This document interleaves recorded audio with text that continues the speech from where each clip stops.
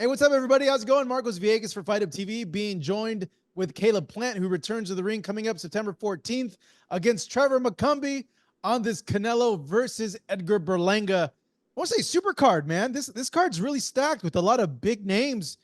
You're on it. This is the first time we've seen you back in action. What, like a year and a half, right? A little over a year, yeah.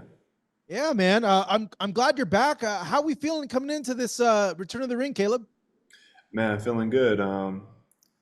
It's been a little, minute since I've been in the ring, but I've been using my time real wisely. Like I said at the press conference, and coming into camp, this is the best that I've ever looked, whether it be conditioning wise, strength wise, sparring wise. So, um, me and the team, we really been putting in a lot of hard work So this from last year. So I'm excited to be back. Yeah, from that fight that you had in November with David up until now, what type of work has been implementing uh, into this preparation, this process to get to this state? Just a lot of sparring, a lot of time spent in the gym with my dad. Traveling back and forth to Philly. Brad traveling back and forth from Vegas to Philly, and just me and my dad. In between putting in a whole lot of work. A lot of work with Tony Brady, my strength and conditioning coach, and yeah, per usual, it's paid off. Hard work always pays off, and you know, nothing's changed with that here. So. With the absence, I know you've been wanting to get fights. I know this wasn't your preference. If you had a choice, you would have fought, months and months ago. But um, what caused that? Was it that there wasn't any dates? Was there like opponents just fell out? Opponents were being hard to negotiate with? Like, what contributed to that longer than wanted absence? Um, I think part of it was the new deal with Amazon, or what is it, Prime Video? Yeah, Amazon Uh, Prime. yeah, so I think me and a lot of other fighters kind of felt the same thing, but I feel like PBC's in a great space now. Obviously, they've been giving stacked cards to the fans, and this one's no different. Me, got Danny and Lara on there. Even my one of my best boxing friends in the world, cool boy Stephen Fulton. He's going to be the main event on the non-pay-per-view portion, so he's going to have a lot of eyes on him.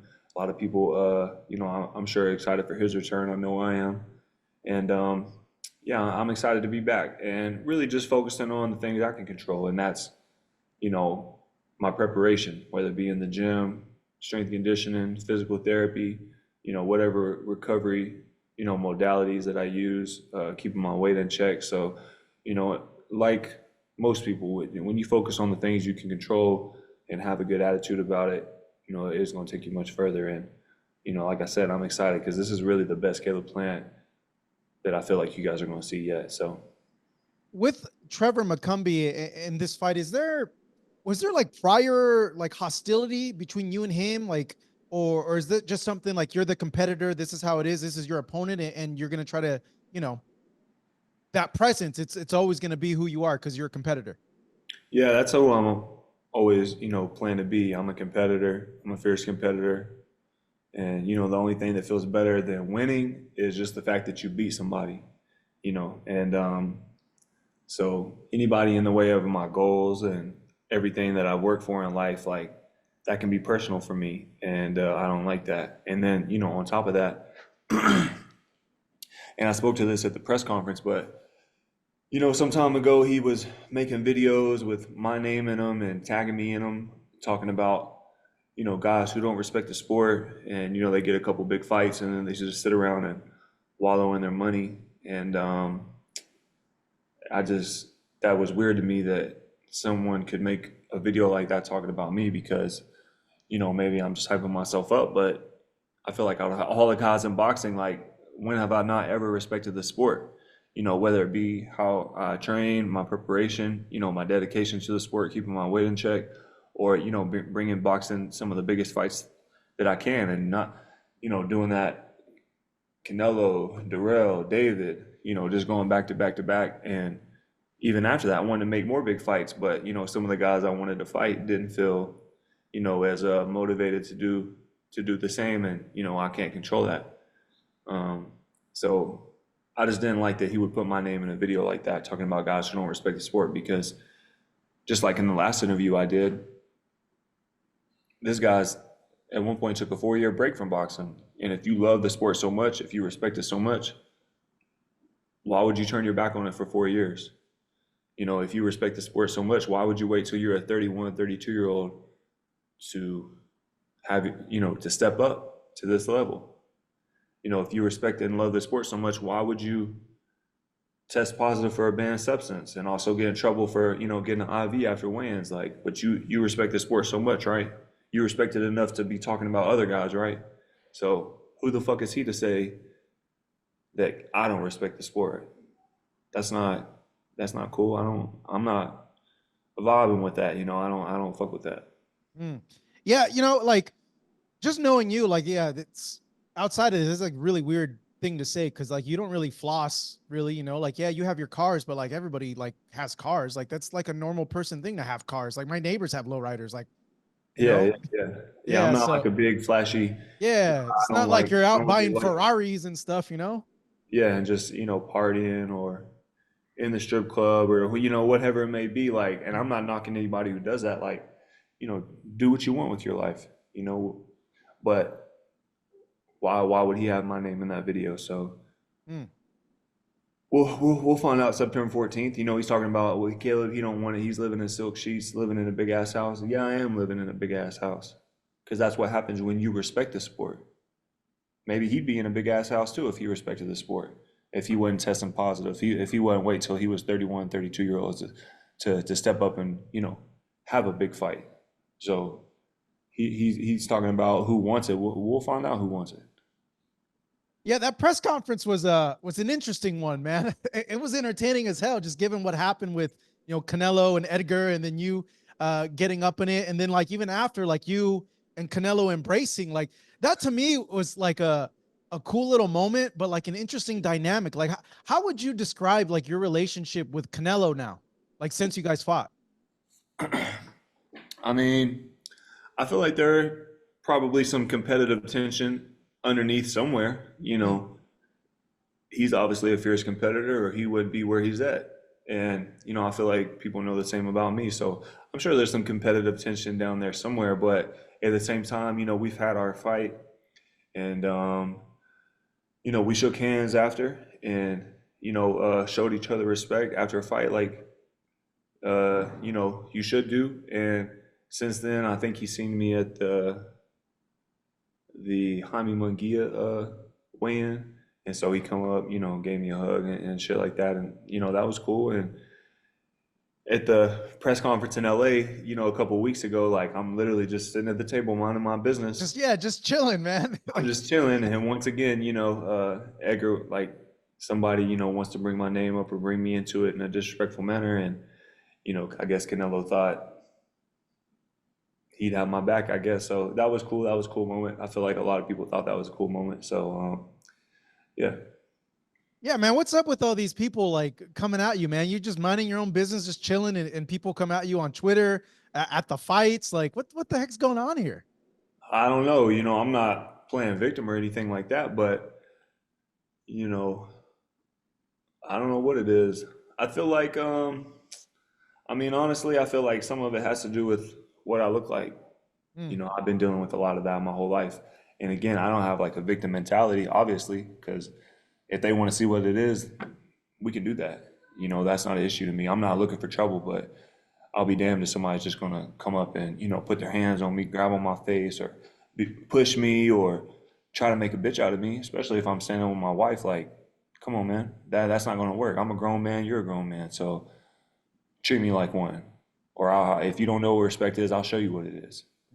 And just like at the Crawford fight, you know, minding my business, somebody's coming up and, you know, obviously, Yeah, was that a fan? Like, what happened there?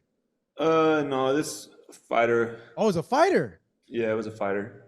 Oh, wow. And I think certain guys, like, they want to make a big fight with me because, you know, I think I'm a big name in boxing and I've done well for myself. So it's like, oh, if I piss Caleb off, maybe he'll want to fight me. But there's a certain way to do that, there's a certain way to go about it, and that's just not the way to do it. Charlie talking. It's your little baby girl right there And talking. if you want to go win some fights, get put in the rankings. And like I said at the press conference, I've never been hard to make a fight with. So go become a big name. We can make it happen. And Is, if you think you're gonna just piss me off into making a fight, then that's just what you might get. And it may not go the way you want. So is there because this kind of keeps happening. I don't know. Is there a part of you that you have like a not a ranking system, but like, oh, I remember this guy. This guy said this, and this guy. Like, do you have like a, I don't want to say hit list, but like a list of yeah, I got people a you list. want to slap up? I know who Mm, I know who said what to me. I don't forget. yeah. And So you have like a slap list, like people that you want to check in person. nah, no slap list. No No slap list. slap list. Nah. No, that's not something that's like premeditated for me or Yeah. something. Because again, I don't go out looking for trouble. At the fights is literally every time just me and my wife. And even with this last time, like I have a fight coming up. So what type of fool would I be to go out there and pick a fight and then get in a fight and then hurt my hands when I've been out of the ring for, how long? Now it's pushed back, what, 6 months, 8 months? That would just be foolish. And, I'm smarter than that. I wouldn't do that. And, but Eh, luckily, some guys have my back and, yeah. Were those your homies or were those fans? those are the homies. The homies, that's cool. The homies backed you up. Well, yeah, you don't make money fighting outside of the ring. Like, why would you do that, especially if you have a fight coming up? Like, it makes no sense. Yeah, exactly. So, and even in the video, you can see I'm standing there, I'm cool and calm. This dude's Yeah, you rushing are. to get to And me, your acting like a homies, dummy. your homies back you up. Yeah, yeah, yeah. Hey, so you dropped your merch, the Revenge Tour the other day, but like, there's so many interesting things here. So you drop it, but then you buy the domain name edgarberlanga.com. Were Yeah. you thinking of that before what happened at the press conference, or was that Yeah, I already something had it then. you I already had it already, then? yeah, I already had it. And that was because of what happened at the Canelo fight in Vegas then? Something like that. Something like that? Something like that. And I was like, I'll just leave it be. But then, at the press conference, minding my business and he wants to do what he does, I'm like, okay, cool. I got something for you, so stay tuned. And but I'm sure a lot of people would agree that Edgar is more of a checkers player and not really a chess guy. So Is there any other domains that you have that you still own? I don't know. Stay tuned. I don't know. Do you have like JamalCharlo.com, RyanGarcia.com, like all these? I don't know. Stay tuned. Stay tuned. Speaking of which, do you still own David's domain name or did you give it back? I still got it. You still got it. Yeah, I'll sell it to him if he wants it. Me and David, we shook hands too, and Yeah. ever since I've seen him since our fight, we've dapped it up, gave each other a hug, and there was a lot of tension there before the fight, and I don't take anything back I said. I meant every word of it, and he doesn't need to take anything back that he said. Because in the moment, that's what he meant. So he can stand on that, and so will I. But at the same time, nothing he said was like that boundary that you don't cross, like where you're talking about someone's child or where you're talking about somebody's wife or their family. He said I'm a pussy. You know what I'm saying? Who cares? He said that he'll beat the shit out of me. Who cares? I said the same thing.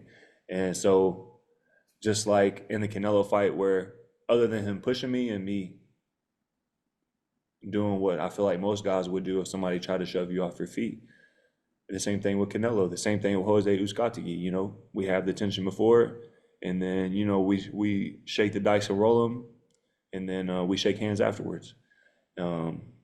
So me and David, we've been cool. He's been cool to me. So if he wants it back, he can just hit me up. I'll give it to him.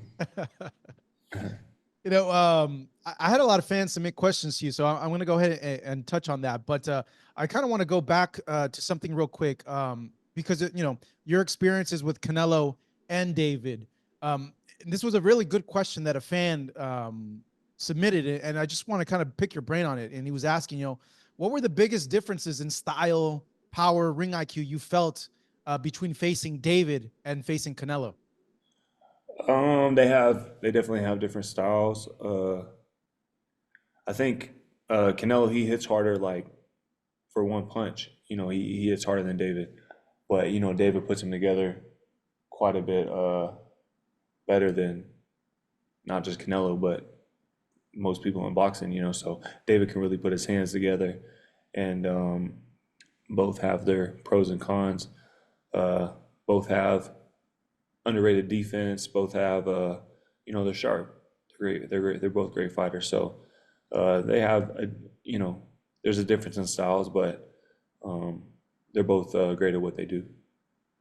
To you, given your experience, what was like the tougher fight, like the tougher experience when you put everything together, like the pre-fight, going into the fight, and then the actual fight? Say that again. What was the tougher fight for you when you put everything together? Not including the fight, but like the pre-fight, going into the fight, the camp. What was the tougher fight for you? Well, with the Canelo camp, I really didn't have that good of a camp. Oh, you didn't. So sometimes things just don't line up like that, and that's no excuses. Just to answer your question, but I had a pretty good camp with David. I've had better camps, but I had a pretty good camp, decent.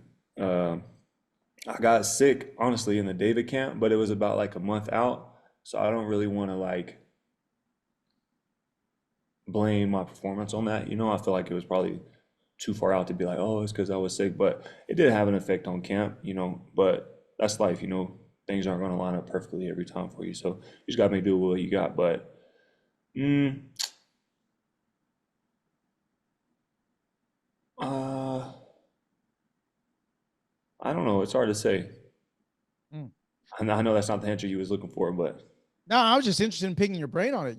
Like yeah. what you felt was like the tougher guy when you're in there and everything. Like who made you think more, or was there one or Some the other?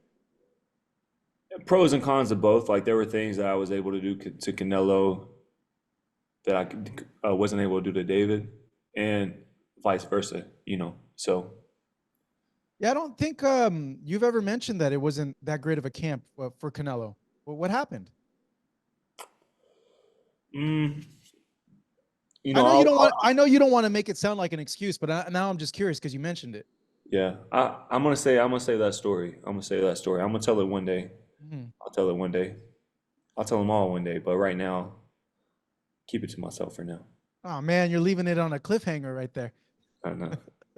No, given that, then, do you favor one or the other if they were ever to fight? I know David moved up to 175. His primary reason to moving up to 175 is because Canelo, he couldn't get that Canelo fight. But given, you spent time with both, would you favor one or the other stylistically, taking yourself out of it, you as an analyst? I feel like Canelo. He's got more experience. Um, Maybe a little more savvy because of the experience. I think he hits harder than David. And then but at the same time, there's things that David does better than Canelo, like I mentioned. And so, I think at the end of the day, like some people, people ask me like, who do you think's going to win? And when it's in a big fight like that, it's really just like a roll of the dice. You know what I mean? Like I can't say for sure because there's so many variables that come into place. How good one sleeps the night before the fight, how good their camp was. And then sometimes guys get in there and just fight over their head and put on the best performance ever, kind of like, Bernard and Tito, or something like that. And then, there's so many small variables that like I would just like to watch that fight as a fan, roll the dice and see who wins. I couldn't say for sure. Both do things that the other one, you get what I'm trying to say? Both have, the pros and cons to their style. So, Would you say it's like a true 50-50 fight?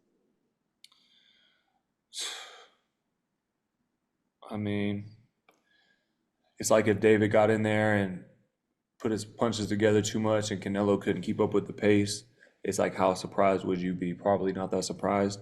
And then if Canelo got in there and won and even dropped David or stopped him, would you be super surprised? So it's like either one doing their thing, you can't say that you would just be astoundingly surprised, like, so it's hard to say. Yeah, man. I just hope one day they get in the ring. Um, Another fan question to ask Caleb: if you were presented a fight with Ryan Garcia, no, it doesn't matter, open weight, whatever weight, because of the things he said, would you take it? How interested would you be? Mm, I don't know. I think, like in the ring, Yeah, I guess. I don't know. It's up to you, bro. I don't know. I'll skip that one. You'll skip that one. A lot of bad blood there, given what he said. Just overall, I know Devin's your friend. Uh, Given that situation, just the way Devin's been portrayed, what do you make of how he's like the perception of Devin from after that fight from fans? Yeah, I think it's a little harsh. I think a lot of people in boxing who are actually in the sport probably feel the same way. You know, Devin, he's a good guy. He's a good guy. And but I feel like Ryan has so many followers that he's got, an abundance of people who get to put their opinions on social media, and it almost overrides the other ones. But Devin, he's a good guy, great guy.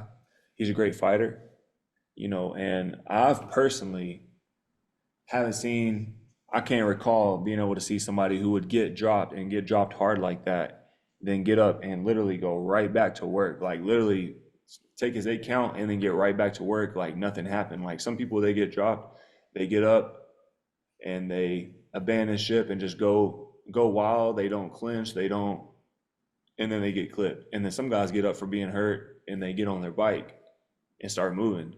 And Devin really did neither of those things. He would get up and he seemed like calm, cool, and composed, and would literally just get like right back to work. And that takes a lot of heart and that takes a lot of balls. And clearly, Devin's got both. And so I tip my hat to Devin for that, because that's not easy. And then with Ron coming in overweight, testing positive, and that's not fair. That's not right. You could kill a man like that, and it's not right. I don't like cheaters. And it's crazy to me how quite a few fans are taking the side of the guy who cheated, came in overweight, over the guy who put it all on the line, kept getting up after knockdown, and finishing the fight. So, I don't know.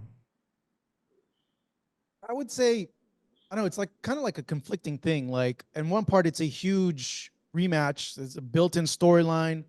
From a business perspective, it makes sense. The rematch should do better because of what happened. But then, like on a personal sense, I would imagine someone's personal feelings would be like, no, like this and this and this happened. I'm not gonna like go through with this. Yeah, I don't know.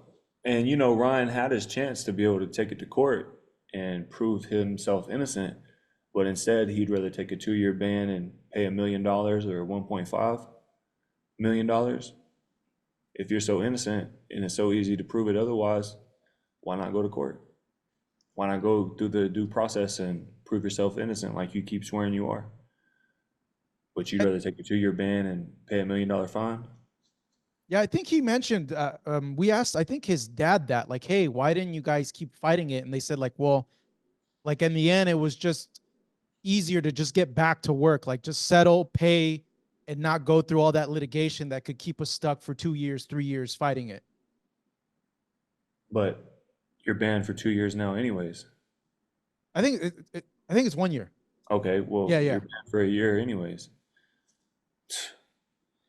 If I'm innocent, I'm not chucking up 1.5. Ain't no way. I don't care how much money I got. And that wouldn't even be the end all be all for me because I have money stacked up. But I'm not just flushing 1.5 down the drain, especially when I know I'm innocent. So, but it's not even, it's like me and Devin, we're cool, right? But it's not like we're brothers or like the closest of friends and I'm just like trying to take up for Devin. These are facts. Like, why would you, if you're so innocent, go prove it? But he didn't want to. And at first it was, he tested positive because of this reason, then it was because of that reason, then it was he don't eat first it was he don't even take supplements, then it was this supplement, then it was the ashwagandha or some shit like that. Then that company came out and said it wasn't that. Then it was the strength and conditioning coach who gave it to him the night before or whatever it was. If you guys aren't up to date yet, Ryan lies on his Twitter like every day. So Yeah, it's been a weird storyline with everything that's come out. But like the thing, just me observing is like I feel bad for Devin, man, because like at the Madrimov Crawford fight, like he got booed, and I'm like, what did Devin do? Like, he didn't do anything wrong. Like, what? Why are you guys booing the guy? Like, maybe people feel like he should have took his loss better and just accepted it. But sometimes, it's one thing when you get beat fair and square, and you're like, hey, fuck it, like what am I gonna say, But it's probably harder for him to take considering everything that transpired, which is reasonably so. I'm sure all the other people who are leaving nasty comments, if they got cheated like that, then I'm sure they'd be upset too.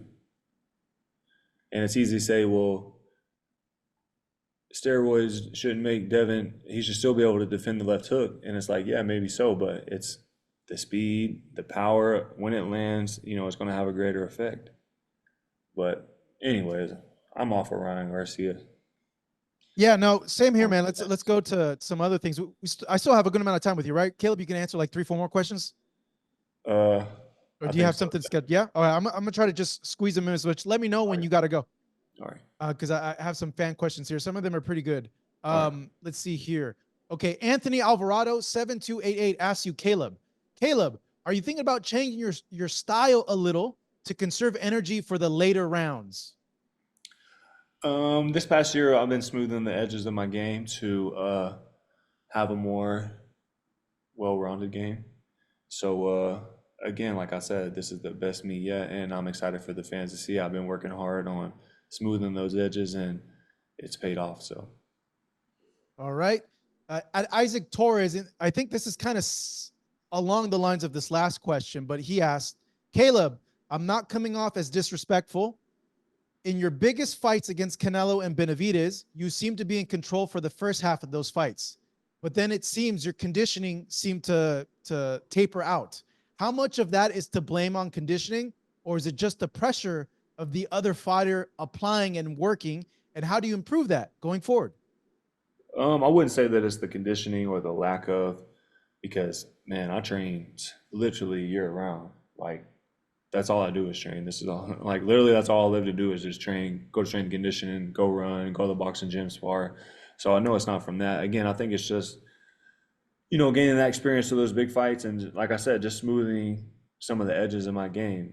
Some people are really good at some things, and other parts of the game may not be up to par. And in those biggest fights, you're going to need to be more well-rounded. And I'm the type of guy I don't mind being honest with myself. My team doesn't mind being honest with me, and I don't mind them being honest with me either. And so, just taking it upon myself and the team to work on certain areas and get better. Do you think this goes 12 then? Like, do you want it to go 12? I don't know. I feel like you have like you want to like you want to take it to him and like get another like highlight reel knockout. I mean, yeah, but with that highlight, it's not like I was trying to get it. It was, me making certain adjustments within the fight. They got me that, and patience. They got me that, and so I don't see this fight going 12, but it's not from me like, oh, I'm gonna go get him. I'm gonna go get him. We got a game plan. We're gonna stick to it, but I don't see it going 12. Mm. At RBNTZ asks you, Caleb, since Canelo didn't want to fight William Skull, have you considered getting that IBF belt back and then rematching Canelo for another undisputed fight? I haven't put much thought into it because when that was happening, I already had a fight signed, so I'm just like, locked in on what I got to do.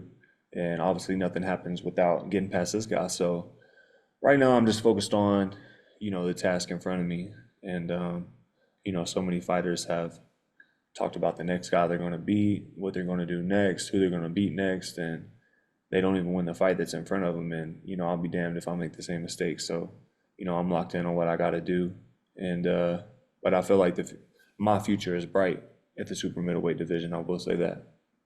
Yeah, and just like I said, the for how long I've covered you and known you, like I would like to think, and I could be wrong here, not an assumption, but I think like that's something you want back bad, and even more. I think it's you want to be undisputed. I don't know. Does it mean more to get back from Canelo or undisputed? Hopefully, we can do both in the same night. hmm That'd At be nice. yeah. Go ahead. Can continue, Caleb. Yeah, no, just again, right now, just locked in on the fight that I have in front of me, but you know, revenge story is about to get back, and that's what I'm on. So, but first things first, we got to handle business on September 14th. At Nestito 87 asks you, Caleb, will there be a Caleb Plant at 175 pounds in the near future, or are you staying at 168 because of the rematch that you seek, that you want versus Canelo? I won't be at 75 soon, just because I make super middleweight, fairly easy, and there's no reason for me to move up to 75. All right. At Meow ZT2. That's a weird. Okay. At what? Say that again. At Meow ZT2.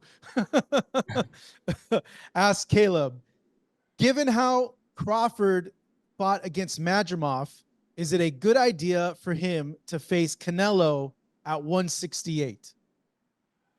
Um, I mean, you know, if you think about it, Bill will use Israel as his main, I think, as his main sparring Yeah, partner for the yeah. Canelo fight.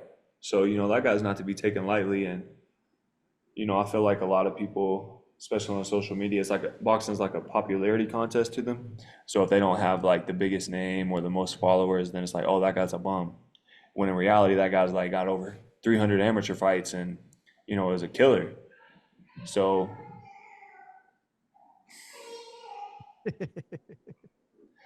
um, so with that being said, maybe if Terrence takes his time, moving up in weight, uh, I don't put anything past Terrence. Like I've said before, he's a special guy, and seems like when he puts his mind to something, that thus far he's been able to accomplish it. So I don't put anything past him. Mm. Believe this is the final one. At Remy.Jerami asked, what do you make of David moving up because he couldn't get the Canelo fight and potentially facing the winner of Bivol versus Better BF? Big fight. That's all I can say. When it comes to those, it's like so many variables. Again, you can't. It's hard to call it. So that's a big fight for boxing, and I'd love to see it. All right. Hey, Caleb, I think, there's a lot of things brewing here. You're going to go in, do your job. I know you're locked in, but I think regardless of what happens in the main event, I like to think you have your eyes on Berlanga. I think that's a big entertaining fight for you in the future. And like I said, you have his domain name, you guys interaction a few months back. Like, I think we're potentially building into that also. Who knows? We'll see what the future holds. Right now, like you said, let's handle business on September 14th. And, like I said, I think the future's bright for me at 68. A lot of big fights that could be made. And, if you guys know anything about me, you know that I'm willing to make them. All right. Let everybody know where they can get your merch at, Caleb, because a lot of people did ask him if he's restocking, if he's just dropping around the fights, or if he'll be doing this all year round. I do plan on getting a little more busy, a little more active with the Revenge Tour brand. And I just have been locked in for so long on just, you know, getting around to this fight. Um, and through this last Revenge Tour drop, everything basically sold out besides like a couple of two X's. So it's been moving really fast. It's been getting a lot of good support. And I'm thinking that I will drop one more shirt uh, before the fight. Come here. Oh, is Charlie going to make an appearance? Yep. There she is. Say hey, Charlie. Can Hey, you wait? Charlie. How old is she now? She'll be 2 on the 25th. Oh, wow. 2. It's been 2 years. Yep. Oh, man. So Wow. yeah, But like I was saying, probably drop one more before fight time. So stay tuned. All right. That is Caleb Plant taking on Trevor McCumby coming up September 14th on Amazon Prime pay-per-view in Las Vegas. Caleb, man, as always, great talking to you. Thank you and I appreciate the time as always. Yes, sir. Thank you.